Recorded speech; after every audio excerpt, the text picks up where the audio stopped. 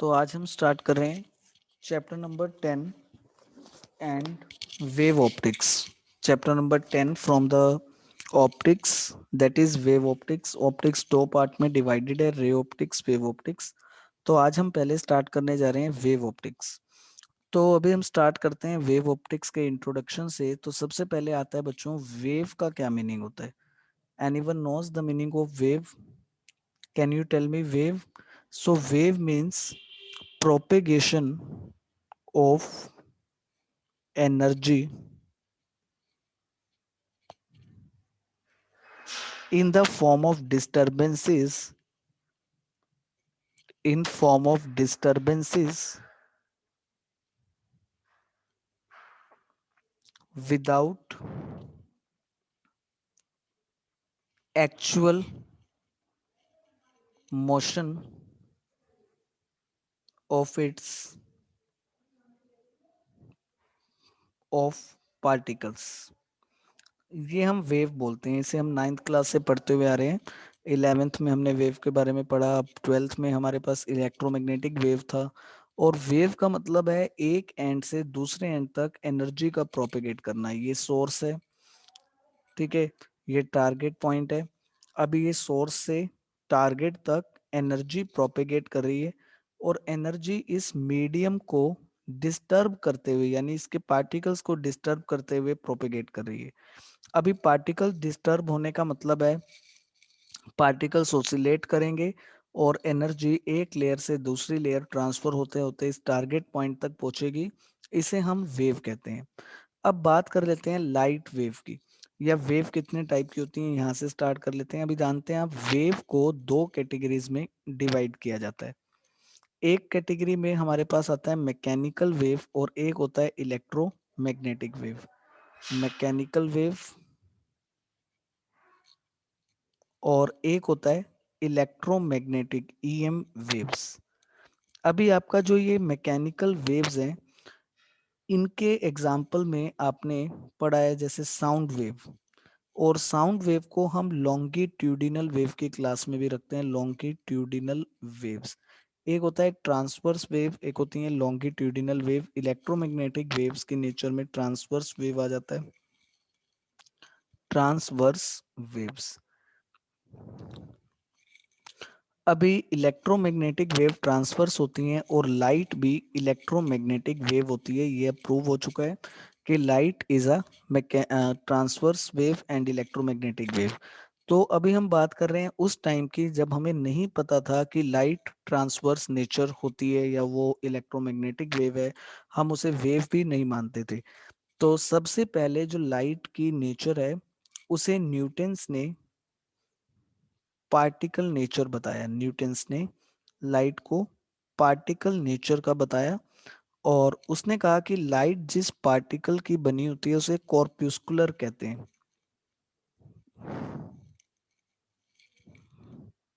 और इसी बेसिस पे आता है कॉर्प्यूस्कुलर मॉडल ऑफ लाइट। तो न्यूटन्स के अकॉर्डिंग लाइट पार्टिकल की बनी होती है जिसे कॉर्प्यूस्कुलर कहते हैं, और किसी भी लाइट के सोर्स से ये कॉर्प्यूस्कुलर, ये पार्टिकल बहुत फास्ट स्पीड से एमिट होते हैं और टारगेट तक पहुंचते हैं। अभी टारगेट पॉइंट पर पहुंचने के बाद हो सकता है यह रिफ्लेक्शन शो करें, हो सकता है रिफ्रैक्शन करें या स्कैटरिंग करें। तो न्यूटन्स ने इस कॉर्प्यूस्कुलर थ्योरी के बेसिस पर लाइट की रिफ्लेक्शन और रिफ्रैक्शन के रूल्स को एक्सप्लेन किया, ठीक है। अब इसके बाद इस चैप्टर में इसके बाद इस लाइट की थ्योरी में अगला मोड आया जब एक साइंटिस्ट जिनका नाम था हाइजेंस, ये लाइट को किसी पार्टिकल का बना हुआ नहीं मानते। ये मानते हैं कि लाइट एक वेव है, वेव नेचर है लाइट की, इसमें सिर्फ एनर्जी प्रोपेगेट करती है, किसी तरह के पार्टिकल का मोशन नहीं रहता है। लेकिन इन्होंने लाइट की वेव नेचर को लॉन्गिट्यूडिनल वेव कंसीडर किया। एक्चुअल में अभी हम पढ़ेंगे कि लाइट ट्रांसवर्स वेव है, इलेक्ट्रोमैग्नेटिक वेव है। तो इन्होंने कहा कि लाइट की नेचर लॉन्गिट्यूडिनल वेव की तरह है, जस्ट लाइक साउंड वेव, वैसे ही लाइट वेव होती है। अभी आप लोग जानते हैं कि साउंड एक मैकेनिकल वेव्स है, और मैकेनिकल वेव का मतलब है कि इसे प्रोपेगेट करने के लिए एक एंड से दूसरे एंड तक जाने के लिए मीडियम की जरूरत होती है। लेकिन ऐसा इलेक्ट्रोमैग्नेटिक वेव्स के साथ नहीं है, उन्हें प्रोपेगेट करने के लिए किसी मीडियम की रिक्वायरमेंट नहीं होती है। तो हाइजेंस के अकॉर्डिंग वेव लॉन्गिट्यूडिनल वेव है लाइट, और वो साउंड की तरह, और उसे भी प्रोपेगेट करने के लिए मीडियम की जरूरत होती है। अब जब हाइजेन से पूछा गया ऐसा कैसे हो सकता है कि लाइट को मीडियम की जरूरत हो, क्योंकि सन से जो लाइट रेज अर्थ पर आ रही हैं वो बीच में वैक्यूम वाले रीजन से आ रही हैं, जहाँ पर कोई भी मीडियम प्रेजेंट नहीं है। जैसे देखिए ये सन और अर्थ के केस में सपोज ये ब्लू कलर से हम एटमॉस्फेयर दिखा रहे हैं, एटमॉस्फेयर का मतलब तो मीडियम हो गया, लेकिन इससे बाहर जो ये वैक्यूम का स्पेस है यहाँ तो कोई मीडियम प्रेजेंट नहीं है, और सन रेज यहाँ वैक्यूम में से भी आ रही हैं। अगर सन रेज को हम लॉन्गिट्यूडिनल साउंड के जैसी वेव मान लेते हैं, तो इन्हें भी किसी ना किसी तरह का मीडियम चाहिए होगा प्रोपेगेट करने के लिए, क्योंकि साउंड को मीडियम की जरूरत होती है। तो यहाँ पे हाइजेंस ने कहा कि ये जो चीज तुम वैक्यूम समझ रहे हो, एक्चुअल में ये वैक्यूम नहीं है, यहाँ पर एक बहुत थिन मीडियम प्रेजेंट है, और वो थिन मीडियम ईथर का बना हुआ है, ईथर मीडियम है। ईथर बहुत लाइट होता है, बहुत थिन होता है, और उसने कहा कि ये थिन मीडियम ईथर का बना हुआ है, एक्चुअल में वैक्यूम कुछ नहीं होता है, और हमें ऐसा ही लगता है कि वैक्यूम है, लेकिन एक्चुअल में यहाँ पर ईथर का मीडियम है। आज की डेट में जब इसके ऊपर पूरी रिसर्च की गई तो हमें ऐसा कोई ईथर का मीडियम यहाँ पर वैक्यूम वाले रीजन में नहीं मिला। यहाँ पे 100% वैक्यूम ही है, किसी तरह का कोई मीडियम हाइपोथेटिकल मीडियम नहीं है। तो ईथर एक हाइपोथेटिकल मीडियम यहाँ पर था। हाइपोथेटिकल मतलब मनगढ़ंत, अपने अकॉर्डिंग सोचा हुआ। ये किसने सोचा? ये थ्योरी दी हाइजेंस ने। अभी हाइजेंस एक पॉइंट पे तो सही काम कर रहे थे कि लाइट वेव है, लेकिन दूसरे पॉइंट पे वो गलत हो जाते हैं। उन्होंने लाइट को लॉन्गिट्यूडिनल वेव मान लिया, और ऐसा मान लिया कि लाइट को प्रोपेगेट करने में मीडियम की रिक्वायरमेंट होती है। बाकी हम इस चैप्टर में हाइजेंस के कुछ थ्योरी को समझने वाले हैं, कुछ पॉइंट्स उनके सही भी थे, उनको हम फॉलो करेंगे। और इस हाइजेंस की थ्योरी के बाद हमारे पास आता है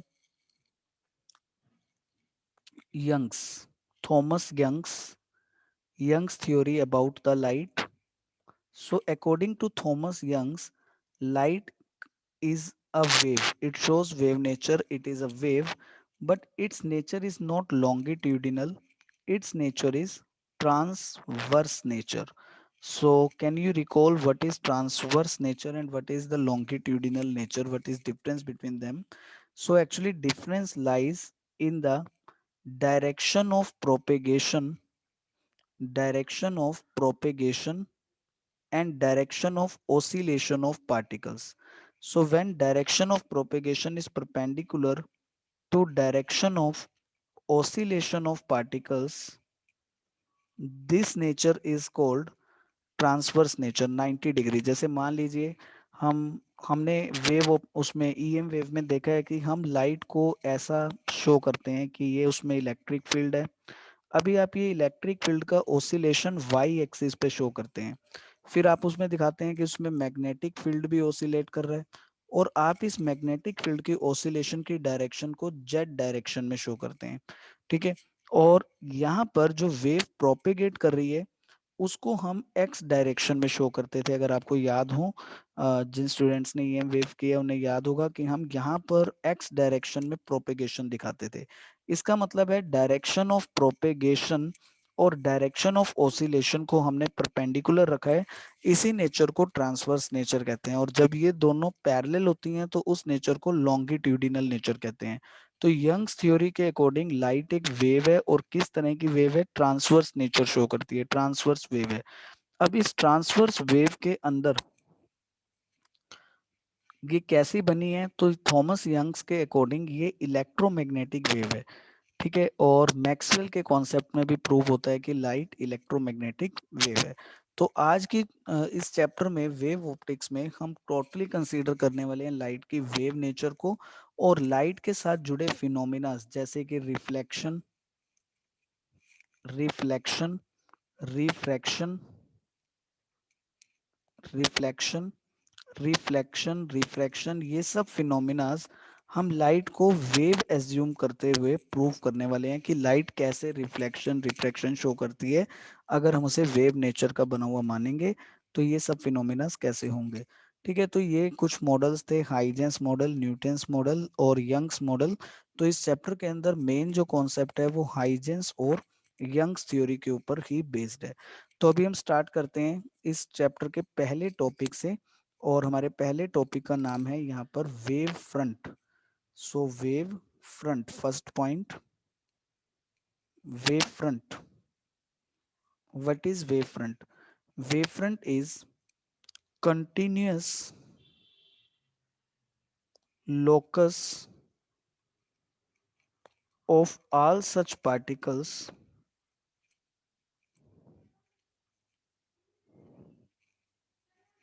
which are vibrating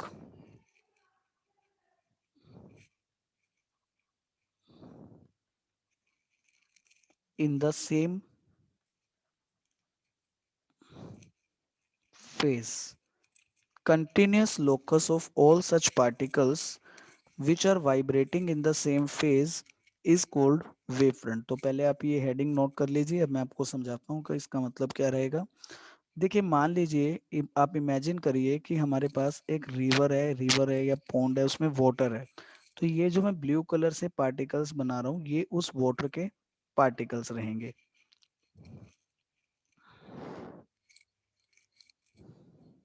तो अगर अब हम इन पार्टिकल्स को डिस्टर्ब करें किसी मेथड किसी तरह से, तो इनमें एक वेव प्रोड्यूस होगी। हम जानते हैं ये वाटर है, सी वाटर या किसी पॉन्ड में वाटर है। अगर हम इसमें कोई स्टोन दूर से थ्रो करेंगे तो इसके अंदर ऐसे सर्कल्स बनेंगे, ये डिस्टरबेंस प्रोड्यूस होगी। ये जो डिस्टरबेंस प्रोड्यूस हुई है इसे हम वेव कहते हैं। तो अभी मैंने ये ब्लू कलर से पार्टिकल्स को शो किया है, और मैं इमेजिन कर रहा हूँ कि एक स्टोन के थ्रू या किसी भी एक्सटर्नल मीडियम के थ्रू ये वाला पार्टिकल डिस्टर्ब होता है, जिसे मैं ग्रीन कलर से हाईलाइट कर रहा हूँ। ये सेंटर वाला पार्टिकल अभी डिस्टर्ब हुआ है। जैसे ही एक सिंगल पार्टिकल डिस्टर्ब हुआ है, ध्यान देना कि और कोई नहीं हुआ, एक सिंगल पार्टिकल सेंटर वाला डिस्टर्ब हुआ है। तो अभी सेंटर वाला पार्टिकल डिस्टर्ब होके ओसिलेट करना स्टार्ट करेगा, मूवमेंट करना स्टार्ट करेगा, आगे जाएगा पीछे जाएगा, ये ओसिलेटरी मोशन में सेट हो जाता है। ठीक है, ऐसे ही इसका मोशन इस तरह भी हो सकता है। देखिए ये मैं ब्लैक से शो कर रहा हूँ, ये फॉरवर्ड, और ऐसे ये बैकवर्ड भी हो सकता है इसका मोशन ओसिलेटरी, और ऐसे ये आगे और पीछे इस तरह से ओसिलेट कर रहा है। तो ये अपने चारों डायरेक्शंस में ओसिलेशन स्टार्ट करेगा, और इसके बिल्कुल जो एडजेसेंट नेबर पार्टिकल्स हैं ये उन्हें हिट कर देगा और उन्हें डिस्टर्ब करेगा। तो अभी हम इसके नेबर पार्टिकल्स जो जो डिस्टर्ब हो रहे हैं उनको कंसीडर करते हैं। ये फर्स्ट पार्टिकल, ये सेकंड डिस्टर्ब होगा, ये थर्ड पार्टिकल डिस्टर्ब होगा, ये फोर्थ पार्टिकल डिस्टर्ब होगा। ठीक है, तो बच्चों ध्यान देना, हमने सेंटर वाले पार्टिकल को हिट किया है, उसे डिस्टर्ब किया है। वो पार्टिकल ओसिलेट करना स्टार्ट करता है और अपने एडजेसेंट पार्टिकल 1 2 3 4 को भी डिस्टर्ब करना स्टार्ट कर देता है। अभी जैसे ये 1 2 3 4 को डिस्टर्ब करेगा तो 1 2 3 4 भी मोशन में सेट हो जाएंगे, उनका मोशन भी ओसिलेटरी मोशन होगा। लेकिन उस ओसिलेशन में पहले वो पार्टिकल ऐसे आगे जाएंगे चारों, तो उसके बाद अपनी मेन पोजीशन पे वापस आएंगे। तो देखिए ये पार्टिकल नंबर 1 2 3 4 एक साथ आगे मूव करना स्टार्ट करेंगे। तो अगर हम इन चारों पार्टिकल्स को ज्वाइन करके देखें कि कैसी शेप बनती है, कैसा लोकस बनता है। लोकस बोलते हैं पाथ को, शेप को। तो इन चारों पार्टिकल्स को हमने ज्वाइन करा है और आप यहाँ पे एक शेप देख रहे हैं, और ये शेप जो बन रही है इसको कहते हैं स्फेरिकल शेप, या स्फेरिकल शेप बनी है। अभी क्वेश्चन आता है कि मैंने ये चारों पार्टिकल ही क्यों लिए 1 2 3 4। अब आप ध्यान दोगे कि 1 2 3 4 में चारों पार्टिकल्स ने एक साथ आगे की तरफ फॉरवर्ड डायरेक्शन में जाना स्टार्ट किया एक साथ, क्योंकि इनको हिट ही एक साथ किया गया तो इन्होंने एक साथ फॉरवर्ड डायरेक्शन में मूव करना स्टार्ट किया। ठीक है, तो जब ये एक साथ एक डायरेक्शन में जा रहे हैं इसको बोलते हैं यहाँ पे सेम फेज। फेज मतलब एक जैसा बिहेवियर शो कर रहे हैं, आगे जा रहे हैं और फिर अगर पीछे भी एक साथ आएंगे। तो यहाँ पे ये वर्ड आ रहा है vibrating in the same phase, so I can say particle 1 2 3 4 here is vibrating in the same phase. So ऐसे पार्टिकल्स जो सेम फेज में वाइब्रेट करते हैं, उन पार्टिकल्स के लोकस को वेव फ्रंट कहते हैं। तो आपके पास ये जो स्फेरिकल शेप बन रही है, इसे यहाँ पर वेव फ्रंट कहते हैं। So I can define wave front continuous locus of all such particles which are vibrating in the same phase.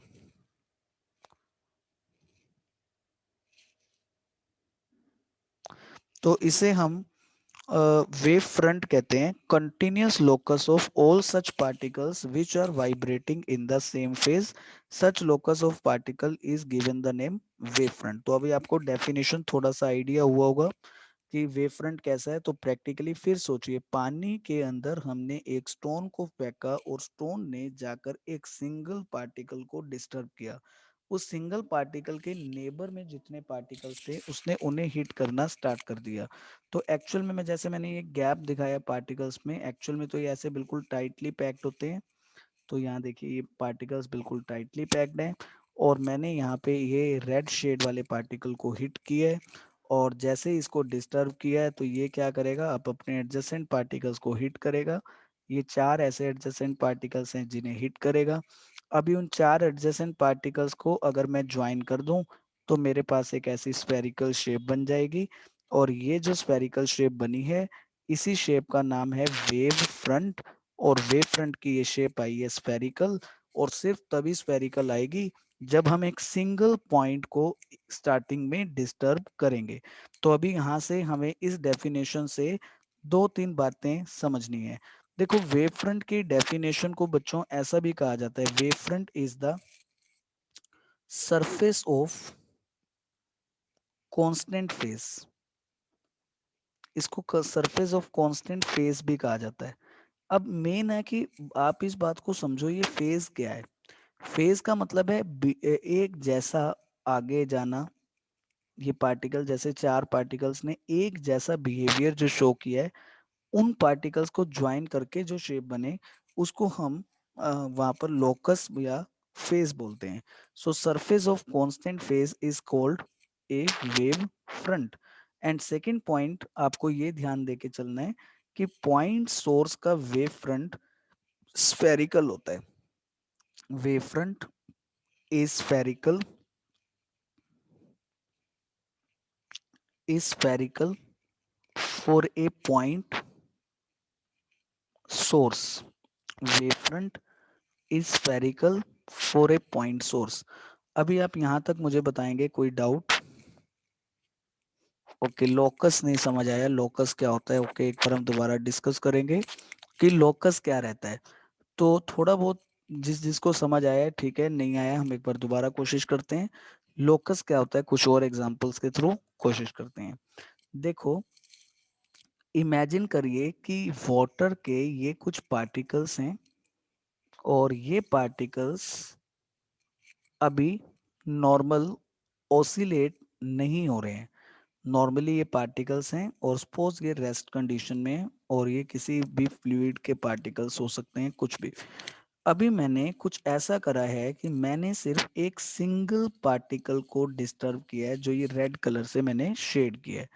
इसके ऊपर कुछ स्टोन थ्रो किया है या ऐसा कुछ किया है जिससे ये सिंगल पार्टिकल डिस्टर्ब हुआ। जैसे ये स्टोन इसको हिट करेगा, उस स्टोन में जो एनर्जी था, जो मोमेंटम था, वो इस सिंगल पार्टिकल को ट्रांसफर हो गया। अब इससे क्या हुआ, ये हिलने लगा। जैसे ये हिलेगा, ये आगे जाएगा, तो जो पिछला पार्टिकल इसे वापस खींचेगा अपनी तरफ। क्योंकि पार्टिकल्स में क्या रहता है कि इंटर एटॉमिक बॉन्डिंग होती है, मॉलिक्यूलर बॉन्डिंग। अभी मॉलिक्यूलर बॉन्डिंग से क्या होता है, एक पार्टिकल अगर आगे गया है तो वो जो बॉन्ड उनमें बना हुआ है वो उसको पीछे खींचता है, और अगर वो पीछे जाए तो वो बॉन्ड उसे वापस उसकी पोजीशन पे लाता है। इसे हम 11th क्लास में रिस्टोरिंग फोर्स का नाम दिया करते थे। ठीक है, आपने वहां पे यूनिट नंबर 7 की थी, और सॉलिड्स वाली, वहाँ प्रॉपर्टीज ऑफ सॉलिड्स में आप इसको रिस्टोरिंग कहते थे। तो अब ये पार्टिकल रिस्टोर करने लगते हैं। जैसे अगर ये आगे गया, लेफ्ट साइड में गया या राइट साइड में गया, तो रिस्टोरिंग फोर्स पीछे आएगा, और लेफ्ट साइड में गया, रिस्टोरिंग फोर्स आगे आएगा। तो अभी देखो, यहाँ पे ये चार ऐसे पार्टिकल हो गए जिनको हमारे रेड वाले पार्टिकल ने डिस्टर्ब कर दिया अपने ओसिलेशन से। इनको मैं पिंक कलर से शेड कर रहा हूँ यहाँ पे, ये 4 पार्टिकल डिस्टर्ब कर दिए इस रेड वाले पार्टिकल ने अपना ऑसिलेशन करके। अब आपको ध्यान देना है कि ये 4 ये पिंक वाले पार्टिकल क्या करते हैं। पिंक वाले पार्टिकल भी आगे चलना स्टार्ट करता है ऑसिलेट। ठीक है, ये पार्टिकल नंबर 1 हो गया। पार्टिकल नंबर 2 भी ऑसिलेट करता है, आगे जाता है। पार्टिकल नंबर 3 भी आगे जा रहा है, और पार्टिकल नंबर 4 भी। अभी ये जो 1 2 3 4 पार्टिकल बने, ये एक समय पर एक साथ फॉरवर्ड मूव करना स्टार्ट करेंगे। जिस समय पे ये फॉरवर्ड मूव करना स्टार्ट करेंगे, वो टाइम को मैं 0 मान लेता हूँ। बिल्कुल एक साथ ये आगे जाएंगे और एक साथ अपनी मेन पोजीशन पे वापस आएंगे। इसलिए हम बोलेंगे कि ये चारों पार्टिकल सेम फेज में है। अगर आपने एसी वाला चैप्टर किया है, एसी करंट वाला, उससे भी आप इसको लिंक करके थोड़ा सा समझने की कोशिश कर सकते हो। वहां मैंने आपको बताया था करंट और वोल्टेज में फेज डिफरेंस का क्या मतलब होता है। मैं आपको बताता था कि करंट और वोल्टेज अगर एक साथ पीक पे पहुंच जाएं और एक साथ जीरो हो रहे हो, एक साथ अपने अपोजिट डायरेक्शन में जा रहे हो, तो ये भी सेम फेज है।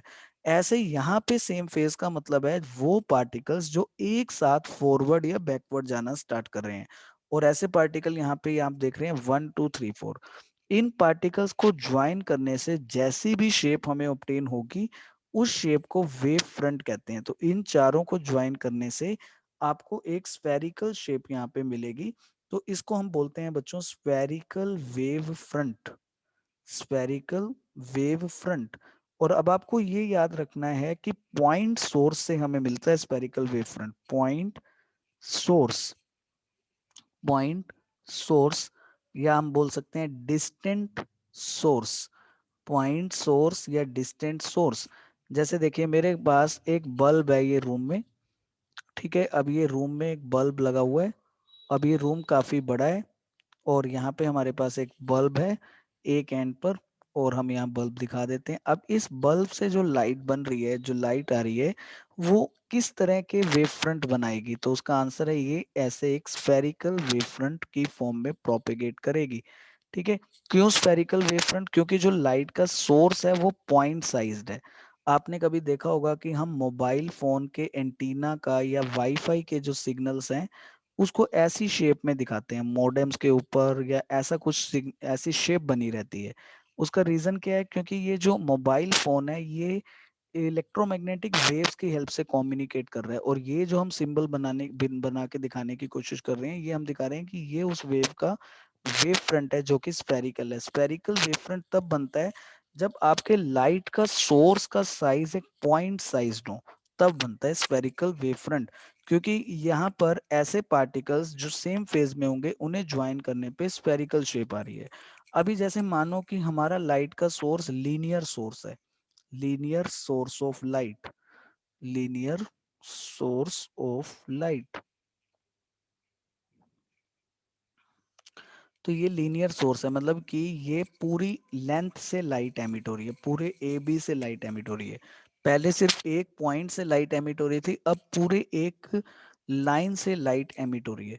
तो अभी ऐसे पार्टिकल्स जो इसके साथ सेम फेज में होंगे, अगर हम उनको ज्वाइन करेंगे, तो हमारे पास इस ए बी के अराउंड ऐसी दो लाइन बन जाएंगी।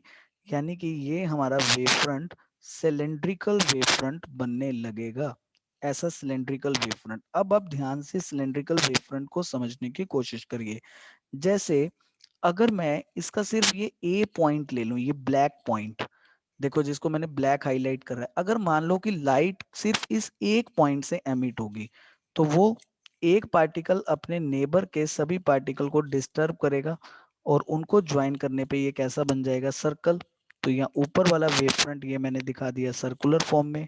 ऐसे अगर सिर्फ बी वाला लाइट का सोर्स होता, तो वो अपने नेबर के पार्टिकल्स को डिस्टर्ब करेगा। एक साथ जो पार्टिकल डिस्टर्ब होंगे वो इक्वी डिस्टेंट होंगे, और इक्वी एक साथ, देखो मैंने अब जो लाइन ये बोली है इसको अच्छे से समझना, इक्वी डिस्टेंट होंगे। इक्वी डिस्टेंस वाले पॉइंट को ऊपर भी एक बार फॉलो करते हैं ताकि आपको याद रहे। देखो यहाँ पे जो मैंने पार्टिकल 1 को डिस्टर्ब किया है, तो पार्टिकल नंबर 2 3 4 इससे इक्वी डिस्टेंट है।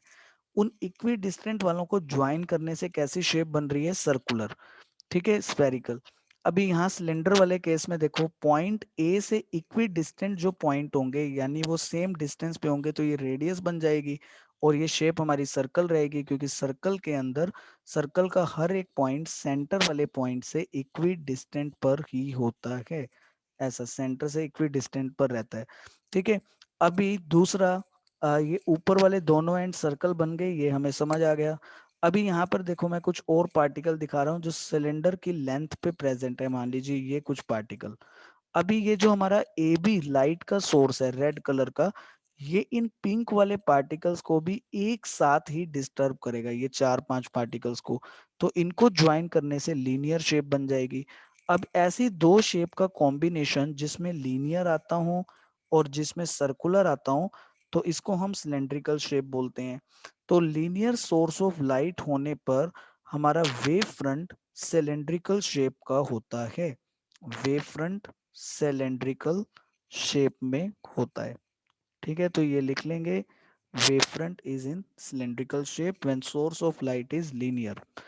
तीसरा आता है बच्चों, जब हमारा कोई लाइट का सोर्स बहुत डिस्टेंट सोर्स होता है, डिस्टेंट सोर्स ऑफ लाइट, जैसे सनलाइट, डिस्टेंट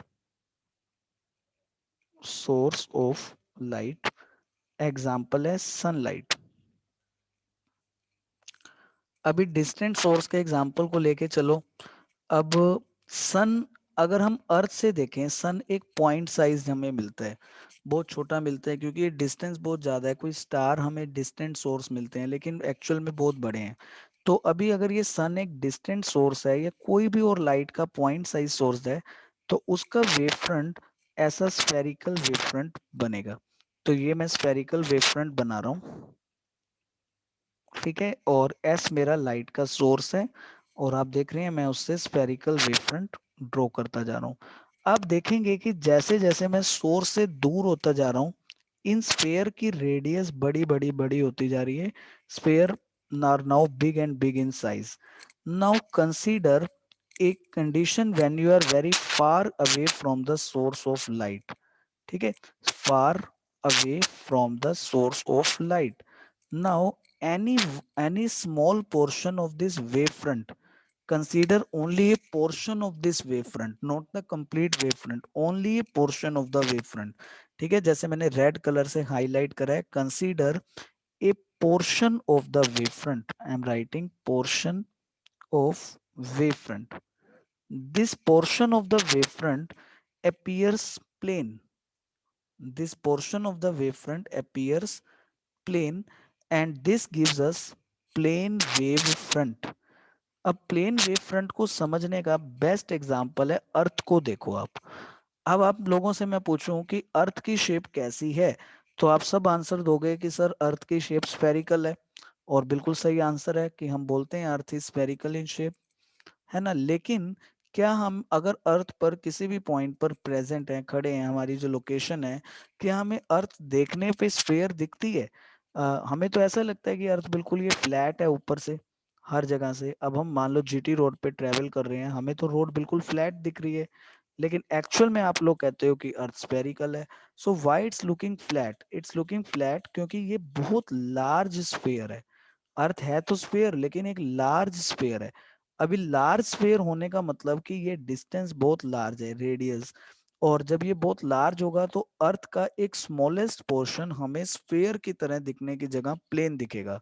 और इसी तरह से जब लाइट के सोर्स से हम बहुत दूर आ जाते हैं, हमारा प्लेन वेव, हमारा स्फेरिकल वेव फ्रंट इतना लार्ज रेडियस का बनने लगता है कि उस वेव फ्रंट का एक छोटा सा पोर्शन हमें प्लेन दिखने लगता है, और इस तरह से हमें मिल जाता है प्लेन वेव फ्रंट। तो बच्चों वेव फ्रंट तीन टाइप से हमने डिवाइड किए हैं। एक बार दोबारा स्टार्ट करते हैं वेव फ्रंट की डेफिनेशन से। तो अभी हमने पढ़ा wave front is continuous locus of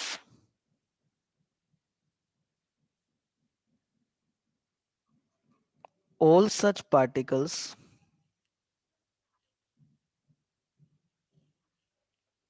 which are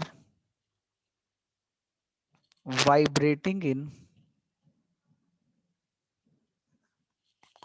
same phase। continuous locus of all such particles which are vibrating in the same phase। ठीक है। सेम फेज का मतलब वो पार्टिकल एक साथ फॉरवर्ड या बैकवर्ड मूव करना स्टार्ट करेंगे और वो लाइट के सोर्स से इक्वी डिस्टेंट होंगे। उन पार्टिकल्स को हमें देखना है। अब उन पार्टिकल्स का ज्वाइन करने से जैसी शेप हमें ऑब्टेन होगी उस शेप का नाम लोकस रहता है। और ये लोकस तीन तरह की से बनता है। यानी वेवफ्रंट तीन टाइप की होती है। सबसे पहला वेवफ्रंट होता है स्फेरिकल वेवफ्रंट। स्फेरिकल वेवफ्रंट में हम लाइट के एक पॉइंट सोर्स को डिस्टर्ब करते हैं और वो अपने एडजेसेंट पार्टिकल्स को हिट करता है। उन एडजेसेंट पार्टिकल्स को ज्वाइन करने से एक स्फेयर बनता है। तो इस प्रकार के वेवफ्रंट का नाम रहता है स्फेरिकल वेवफ्रंट। दूसरा वेवफ्रंट है बच्चों सिलेंड्रिकल वेवफ्रंट। सिलेंड्रिकल वेवफ्रंट बनता है जब हमारे पास लाइट का एक लीनियर सोर्स हो। पॉइंट सोर्स की जगह क्या प्रेजेंट हो, लीनियर सोर्स। सो जैसे ये एक लीनियर सोर्स है, अभी इससे सिलेंड्रिकल वेवफ्रंट बनेगा। तो जैसे मान लीजिए यहाँ हम सिलेंडर दिखा देते हैं। सिलेंड्रिकल वेवफ्रंट क्यों बना है, जैसे मैंने समझाया कि अगर आप इस लीनियर सोर्स के एंड पॉइंट्स को लेंगे तो वो एक पॉइंट साइज की तरह काम करेंगे और पॉइंट सोर्स से ये सर्कुलर शेप जैसा वेवफ्रंट बनाएंगे। और अगर आप इसकी पूरी लेंथ को कवर करेंगे तो ये एक लीनियर वेव फ्रंट बनाएंगे। तो यानी कि यहाँ पर अगर आपका ए भी एक लाइट का सोर्स होगा तो ये सिलेंडर उसका वेव फ्रंट होगा। अभी ये सिलेंडर वाला वेव फ्रंट इंपॉर्टेंट रहता है, पेपर में पूछा जाता है कि सिलेंड्रिकल वेव फ्रंट कब बनता है या क्या होता है सिलेंड्रिकल वेव फ्रंट। तीसरा पॉइंट हमारा रहता है प्लेन वेव फ्रंट का। अभी प्लेन वेव फ्रंट अपने आप में कुछ एग्जिस्ट नहीं करता है, एक स्पेशल कंडीशन है स्पेरिकल वेव फ्रंट की ही। तो वो प्लेन वेव फ्रंट है। अभी स्पेशल कंडीशन क्या है कि लाइट के सोर्स से हम बहुत दूर चले गए और इतना दूर चले गए कि अब स्फीयर बहुत लार्ज है स्पेरिकल वेव फ्रंट का, और उस स्फीयर का एक पोर्शन हमें प्लेन दिखता है। इसे हम प्लेन वेव फ्रंट का नाम दे देते हैं। तो प्लेन वेव फ्रंट तभी होगा जब लाइट का सोर्स हमसे बहुत बहुत बहुत दूर होगा। बच्चों रे ऑप्टिक्स के अंदर लाइट को हम रेज की फॉर्म में शो करते हैं। So anyone knows what is a ray. आप सब लोग रे ऑप्टिक्स 10th क्लास में भी पढ़ के आए हैं। रे ऑप्टिक्स के अंदर हम लाइट का जो मेन कॉन्सेप्ट है उसे रे के अकॉर्डिंग शो करते हैं। तो ये रे है क्या चीज, इसको मैं समझाने की कोशिश कर रहा हूँ आपको, थोड़ा सा फोकस करेंगे। देखिए मैंने आपको बोला कि लाइट की थ्योरी से रिलेटेड डिफरेंट डिफरेंट मॉडल्स हैं। लाइट थ्योरी से रिलेटेड अलग अलग मॉडल्स दिए गए हैं। लाइट की थ्योरी में जो सबसे पहला मॉडल दिया गया है वो है न्यूटन्स मॉडल, जिसको अभी मैंने कॉर्प्यूस्कुलर मॉडल बताया था। ये 1647 एडी के अंदर दिया गया मॉडल है। 1647 बहुत समय पहले न्यूटन्स ने कहा था कि लाइट जो है वो पार्टिकल की बन रखी है, वो कोई वेव नहीं है, उसमें पार्टिकल्स हैं। लाइट के इन पार्टिकल्स का नाम कॉर्प्यूस्कुलर कहा गया न्यूटन्स के थ्रू, कॉर्प्यूस्कुलर। अभी आज की डेट में बहुत आउटडेटेड मॉडल है लेकिन स्टार्टिंग यहीं से हुई थी। अभी इसने बोला कि जैसे ये एक मिरर है कोई भी, ये मिरर को हम ऐसा ही दिखाते हैं, तो ये एक मिरर है और यहाँ हमारे पास एक लाइट का सोर्स है, ये सोर्स। तो कॉर्प्यूस्कुलर थ्योरी में न्यूटन्स ने कहा कि ये जो लाइट का सोर्स है ना, ये कॉर्प्यूस्कुलर एमिट करता है, वो कॉर्प्यूस्कुलर स्ट्रेट लाइन में ट्रेवल करते हैं, सरफेस से टकराते हैं। तो ये जो बिल्कुल स्ट्रेट लाइन पाथ इन पार्टिकल्स ने फॉलो करा, न्यूटन्स के अकॉर्डिंग इन पाथ को रे कहते हैं। सो रे का मीनिंग यहाँ पे क्या रहता है, पाथ। और किसने फॉलो करा वो पाथ, कॉर्प्यूस्कुलर ने, यानी लाइट के पार्टिकल ने।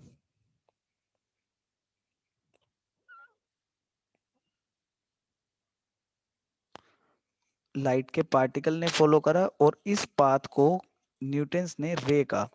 बच्चों ये जो हमारा चैप्टर है जिसका नाम है ऑप्टिक्स, ऑप्टिक्स क्या है, ऑप्टिक्स न्यूटन्स की एक किताब का नाम था, एक बुक का नाम था ऑप्टिक्स, जिसमें उसने अपनी इस थ्योरी के बारे में एक्सप्लेन किया था कि लाइट पार्टिकल की बनी है और कॉर्प्यूस्कुलर है।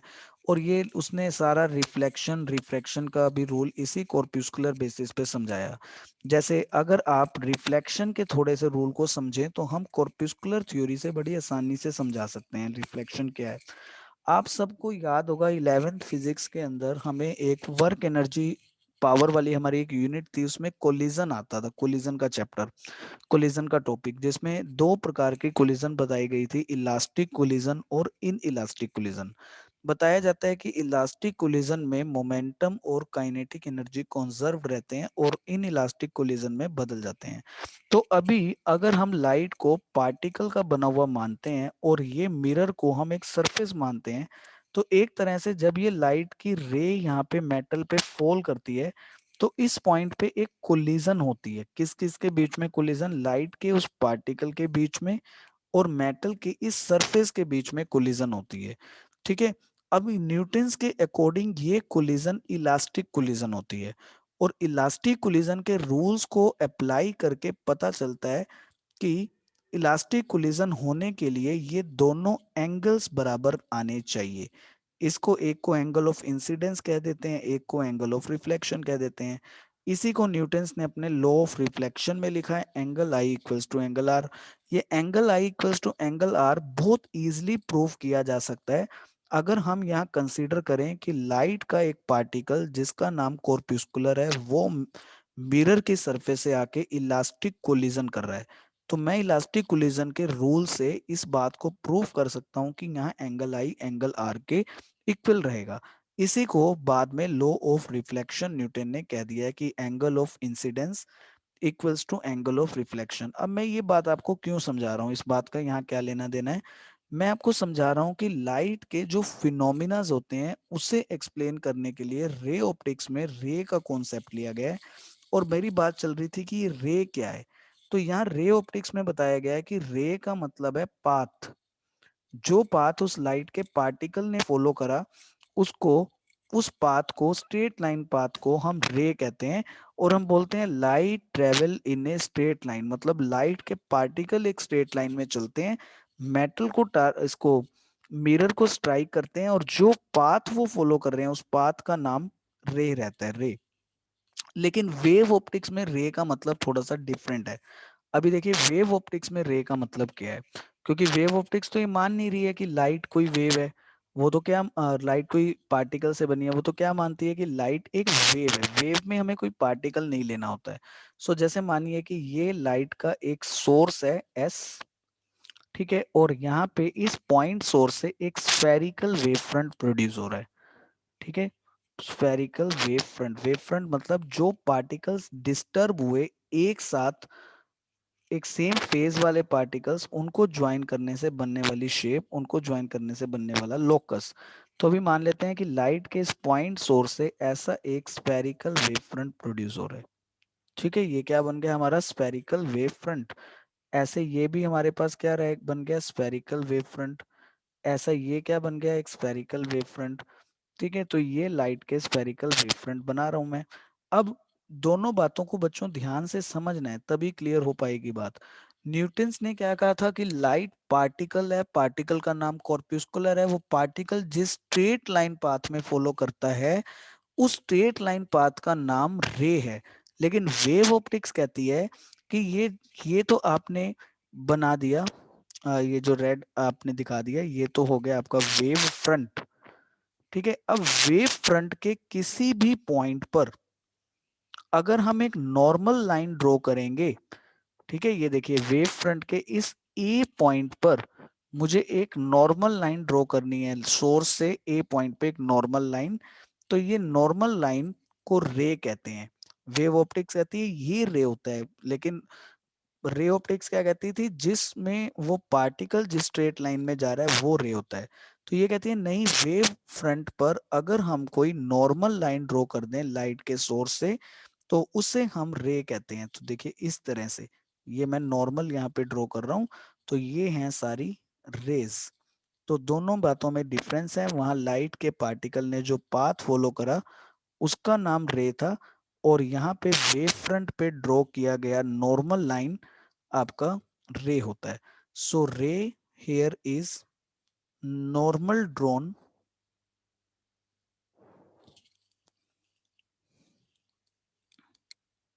From source to any point of wavefront normal drawn from source to any point of this wavefront is called a ray. बच्चों रे ऑप्टिक्स में वो पार्टिकल का पाथ था, लेकिन यहाँ वेव ऑप्टिक्स मानती है कि इस पाथ के थ्रू एनर्जी प्रोपेगेट कर रही है, इस डायरेक्शन में एनर्जी प्रोपेगेट कर रही है। आप जहां जहां रे बनाओगे, इसका मतलब उस डायरेक्शन में एनर्जी का प्रोपेगेशन हो रहा है। तो अगर हमारा स्फेरिकल वेव फ्रंट है तो हम हर जगह ही नॉर्मल स्फेयर पे तो हर साइड बना सकते हैं। जैसे देखिए ये पूरा स्फेयर है, ये लाइट का सोर्स है। अभी हम स्फेयर के हर एक पॉइंट पे नॉर्मल बना सकते हैं ऐसे। ठीक है, तो ये जो नॉर्मल बन रहे हैं ब्लू कलर से, ये सारे हमारी रेज हैं, और ये हमें बता रहे हैं कि एनर्जी इस डायरेक्शन में चल रही है, और एनर्जी की शेप की फॉर्म में आगे बढ़ रही है। वो शेप हमारे पास वेव फ्रंट है। तो मतलब अब कंक्लूजन हो गया कि शेप हमारी वेव फ्रंट होती है। जिस शेप में के अकॉर्डिंग एनर्जी प्रोपेगेट कर रही है वो वेव फ्रंट होता है, और जिस डायरेक्शन में वो जा रही है वो डायरेक्शन एक तरह से आपको रे से पता चलती है। ठीक है, अभी लाइट के इस सोर्स से ये हमने 90 डिग्री पे बना दिए हैं, ये सारी क्या रहेंगी, रे, और ये रेड कलर का पार्ट रहेगा वेव फ्रंट।